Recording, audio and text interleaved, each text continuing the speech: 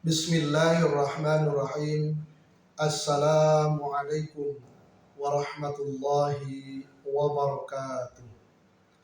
Hamdan wa syukran lillah, salatan wa salaman ala rasulillah wa ala alihi wa ashabihi wa mawala, amma ba'du. Para pemirsa mimbar penyuluh yang dirahmati oleh Allah Subhanahu wa ta'ala. Jin dan manusia diciptakan oleh Allah Subhanahu wa ta'ala tiada lain untuk beribadah, untuk menyembah, mengabdi kepada Allah Subhanahu wa ta'ala.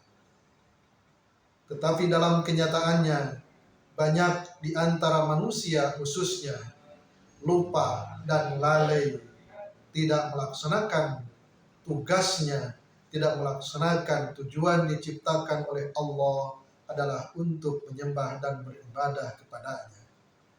Banyak manusia yang menikmati berbagai fasilitas kehidupan, kenikmatan yang diberikan oleh Allah Subhanahu wa ta'ala, tetapi tidak berterima kasih kepada Allah Subhanahu wa ta'ala dan tidak melaksanakan ibadah yang diperintahkan kepada mereka. Yang melaksanakan ibadah pun ternyata ada beragam motivasi dan tujuan dari pelaksanaan ibadah yang mereka lakukan. Sehingga dalam hal ini Sayyidina Ali karramallahu wajhah mengatakan bahwa ada 3 jenis manusia dalam melaksanakan ibadah kepada Allah Subhanahu wa ta'ala. Kata Sayyidina Ali, ada tipologi manusia ketika mereka melaksanakan ibadah kepada Allah. Yang pertama adalah jenis ibadatul tujar. Jenis yang pertama adalah hamba yang melaksanakan ibadah karena ada pamrih, karena menginginkan sesuatu di balik pelaksanaan ibadah yang mereka laksanakan. Tidak bedanya dengan buruh yang bekerja untuk majikannya. Ketika dia bekerja tentu ada harapan imbalan, ada harapan upah yang akan diterima setelah selesai mereka bekerja.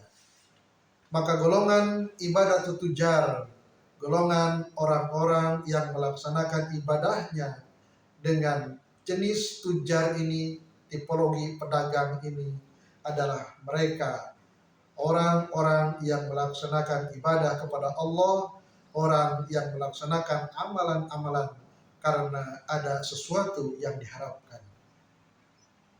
Di antaranya ada yang sering melaksanakan sholat sunat duha karena ingin dilancarkan rezekinya.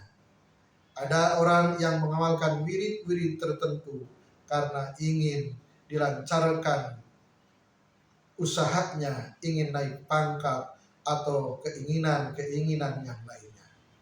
Sebenarnya tidak salah, tetapi khawatir ketika motivasinya, niatnya tidak diluruskan, maka akan mengganggu keikhlasan dalam pelaksanaan ibadah sebagaimana yang diperintahkan oleh Allah Subhanahu wa ta'ala, wa ma umiru illa liya'budullaha mukhlishina lahuddin.